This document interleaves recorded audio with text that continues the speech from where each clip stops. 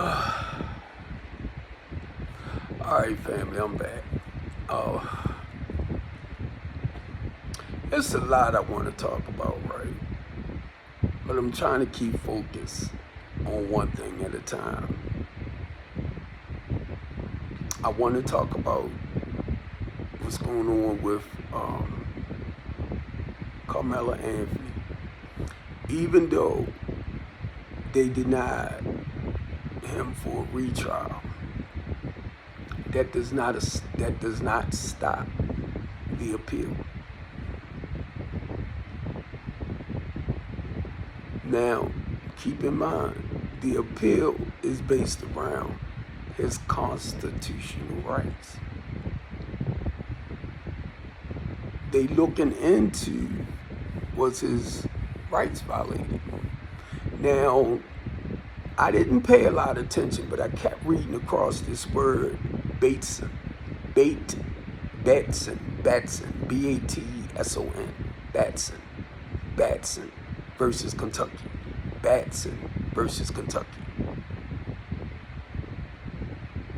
It was about a black man who jury was all white, and they was deliberately picked like that. And his case made it to the Supreme Court, and it was overturned because it wasn't no people of his peers. And when I say that, I'm talking about black people. Now, some of y'all can say this right, because I understand. Even though it was some other ethnics there, they was all light-skinned. So they was considered as white. Okay. They was all somewhat the same complexion. That's why they doing debates. Debating. Now, mind you, when I read that, somebody posted that it wasn't no blacks on the trial. I'm like, huh? Because y'all gotta understand, it's a black young man. And it should have been a couple of them there, black people of his peers. That would have made him feel a lot more comfortable too. But see, y'all don't see that. And as a civil rights advocate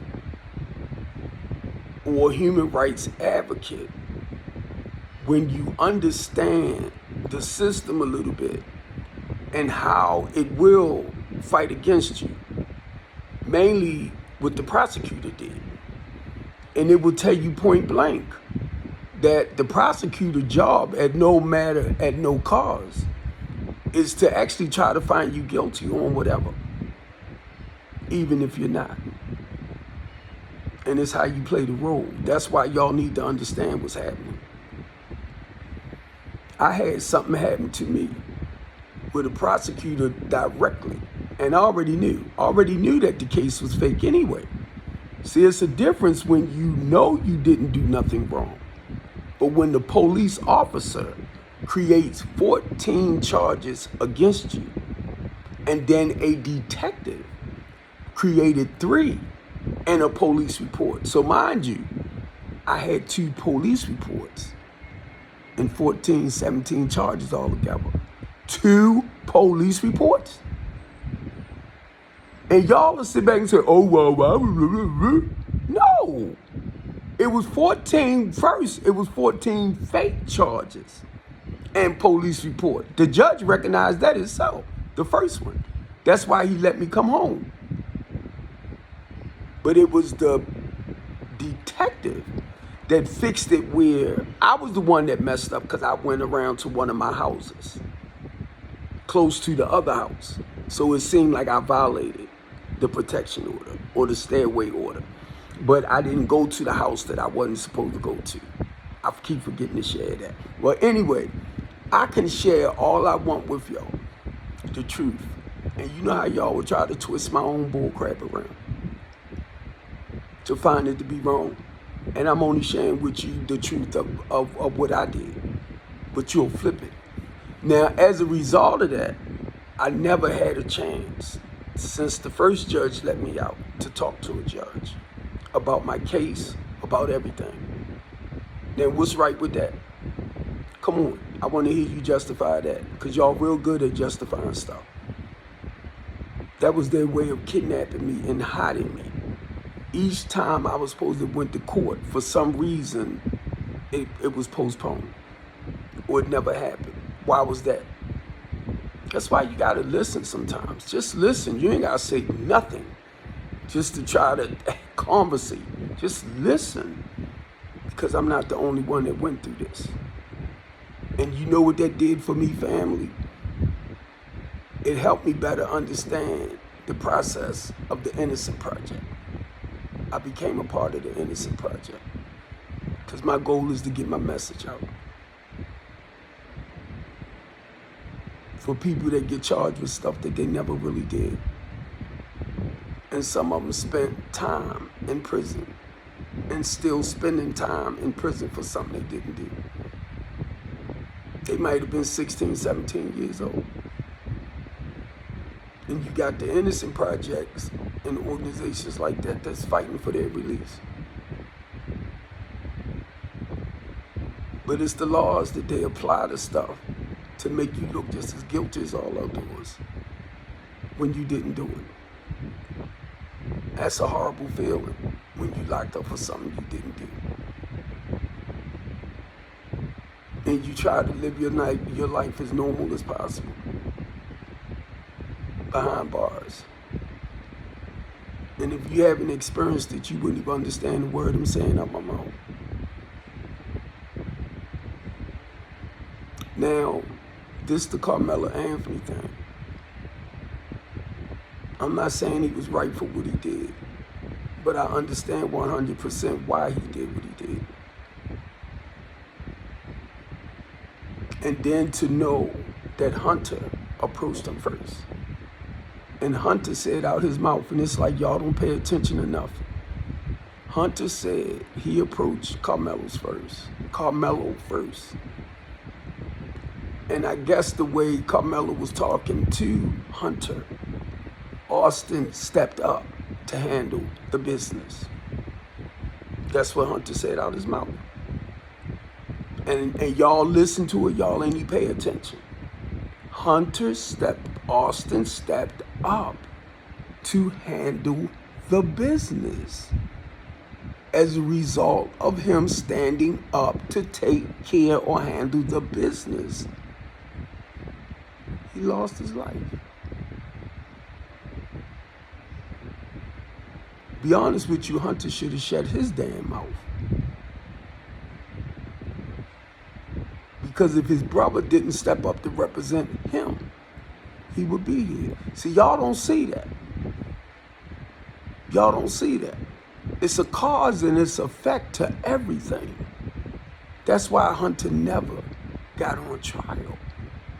Because the prosecutor knew how it all began, but a life was lost. So a lot of us understand that. Let me make that clear. Today is B. Moore's Real Teen Talk Show. And all of this right here takes me back to what I do in Baltimore City as far as empowering and encouraging our youth.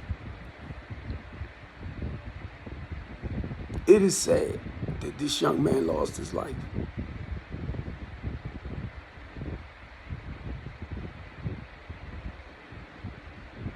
It is sad that another young man, even though he's still alive, he lost his freedom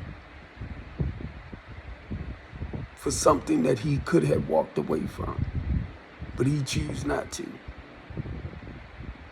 Then when you got 6 guys, not just one, come on, we already know. Stop trying to make things seem so innocent.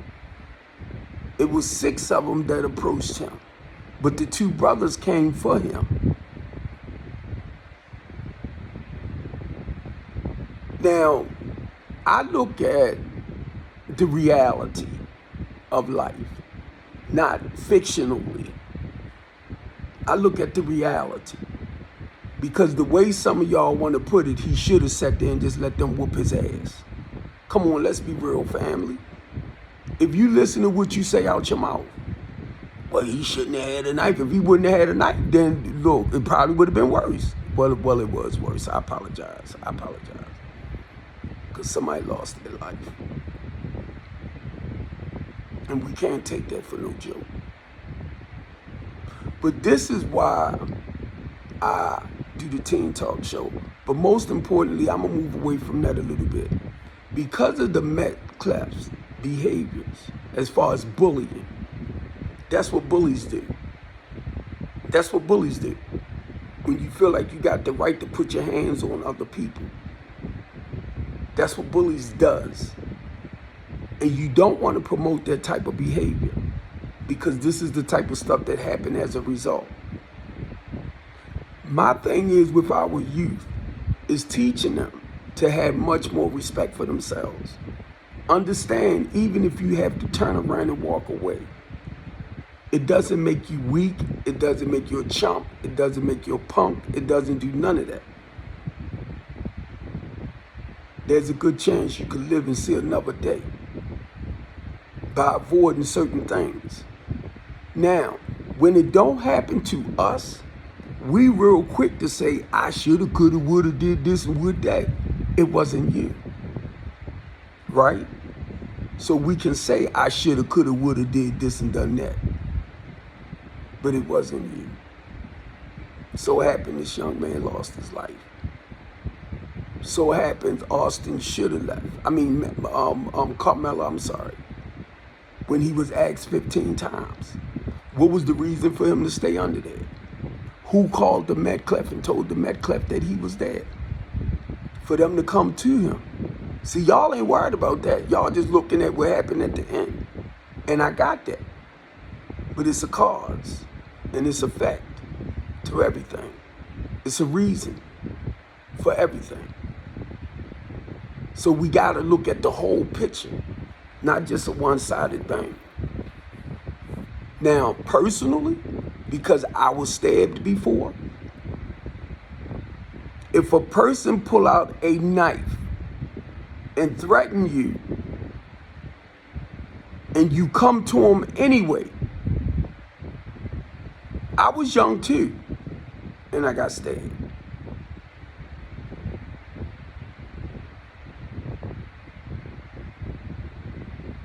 Have you? So I understand how being young, I was going to say immature, we can do things, but that's young. I was shot in my face. I was 19.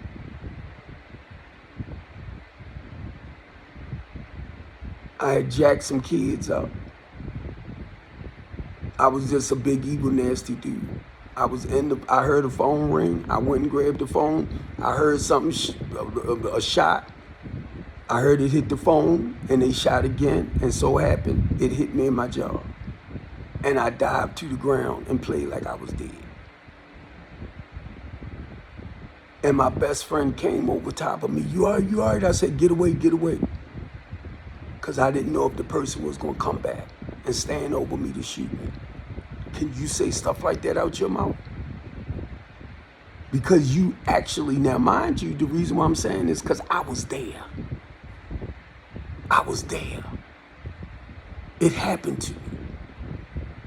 I don't have to do statistics. I don't have to do research on how many people went through this, how many people went through that, to have a conversation with somebody. I was there. I was the one that got shot in the face. I was the one that got stabbed in my stomach. I was the one that shot after other people. And I thank God just for the day. Nobody that I know of. And I'm going to tell you, the ones that I shot at didn't die. So I wasn't a straight shooter. But I know a lot of people that have been through things that lost their lives. That's why today I don't carry a gun. That's why today I don't carry a knife, because I have no problem in using it. But you got to be honest with yourself. That's why I try to teach other people. Love y'all.